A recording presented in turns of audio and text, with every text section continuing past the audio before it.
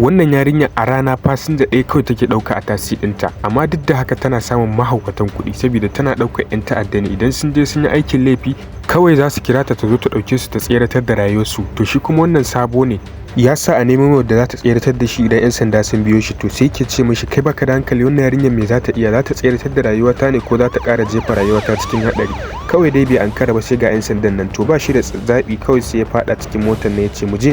Aiko kawai ya ga yarinyar nan ta lele kan motar nan ta yi wani kwana ta juya, kawai ya tsaya na mamaki ya ce wannan yarinya kuma. Ya ga ta juya motar nan dai kawai sun hau hanya sun fara tafiya, 'yan sandan nan suna biye da su a baya.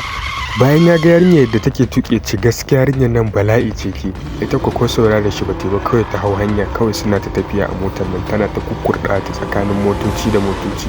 Ana cikin wannan gudun ne kawai ta ɗauko lemo a cikin kofi tana tuƙi da hannu ɗaya tana shan lemo, kuma tana ta lele kan motar nan tana shiga lunguna kamar yadda kuke gani.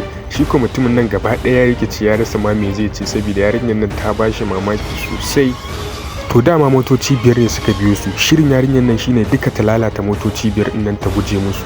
To kawai sai ta shiga wani lungu ta ɓuya haka, shi kuma bawan Allah nan ya zata ya kama su, kawai ya fito zai je buɗe motar, sai kawai ta dawo da motar nan ta maza ta lailaye kan motar nan suka gudu.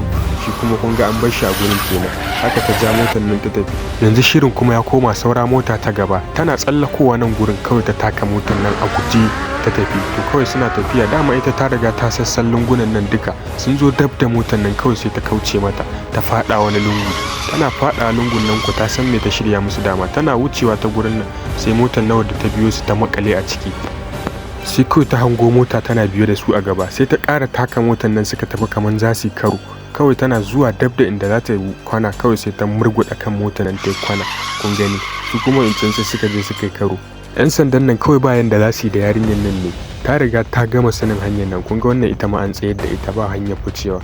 To gashi nan an fito titi kuma haka aka ci gaba da wannan artaban har ta kai su ga sun zo gurin nan da jirgin ƙasa ya tare su. Shi kuma fasinja na ciki bai san me ke faruwa ba, shi dai kawai yayi lakato yana kallon abin da yake gani. Haka yarinyar nan ta taka motar nan ta je ta shawo gaban jirgin ƙasan nan ta wuce ta gaban shi sosai. Shi kuma waɗanda suka biyo su ba hanyar wucewa, haka suka haƙura dai suka rabu da su. Yarinyar nan ta wutar da mutumin nan. Mutumin ne ce saboda wannan aikin da kika yi ga waɗannan kuɗin kirki, ya bata maƙudan kuɗaɗe. Duk wanda tuƙin yarinyar nan ya burge shi ya sa mana very good a comment section. Allah ya sa mu dace.